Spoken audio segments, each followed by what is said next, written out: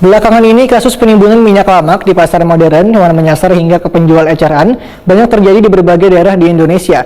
Namun menanggapi permasalahan ini, Kepala Dinas Perdagangan Kalimantan Selatan memadahkan bila penimbunan minyak lamak baik di tingkat pasar retail modern maupun tradisional tidak terjadi di Kalimantan Selatan. Berikut untuk kabar Nang selengkapnya. Belakangan ini kasus penimbunan minyak lamak banyak terjadi di berbagai daerah di Indonesia, mengakibatkan langkanya persediaan minyak lamak di pasaran. Penimbunan minyak lamak kadang hanya dilakukan di pasar modern, namun menyasar hingga ke penjual eceran.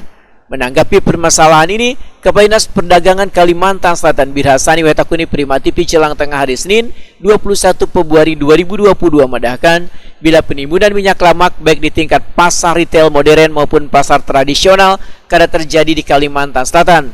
Dikarenakan Selawasi ini kadang hanya melakukan sidak ke lapangan untuk memantau langsung pendistribusian minyak lamak, namun juga memberikan bimbingan mekanisme cara mendistribusikan minyak lamak kepada konsumen atau pengaturan penjualan agar persediaan minyak lamak tetap aman. Menurut Birhasani, ada sekitar 1.700 ton minyak lamak yang didistribusikan pada 22 distributor minyak lamak di Kalimantan Selatan secara bertahap sejak 15 Februari 2022 lalu. Pendistribusian minyak lamak ini sebagai upaya mengantisipasi menjelang bulan Ramadan agar ketersediaan minyak lamak tetap aman. Ditemukan menimbun beberapa minyak goreng bakal di Kalimantan sendiri seperti apa, Pak? Himbauannya Kalimantan Selatan tidak ada penimbunan, ya, baik itu di retail maupun di pasar tradisional tidak ada, ya. Jadi yang ada tuh hanya mekanisme cara mendistribusikan. Artinya kalau mereka punya barang itu diatur pendistribusiannya, misalkan setiap hari berapa liter, gitu kan? Nah, sehingga jangan sampai habis sesaat, besok kosong.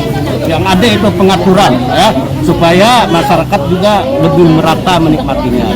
Penimbunan, ya, begitu. Itu adalah hasil inspeksi kami ke beberapa distributor. Ya, memang kondisi di distributor yang stoknya sangat minim.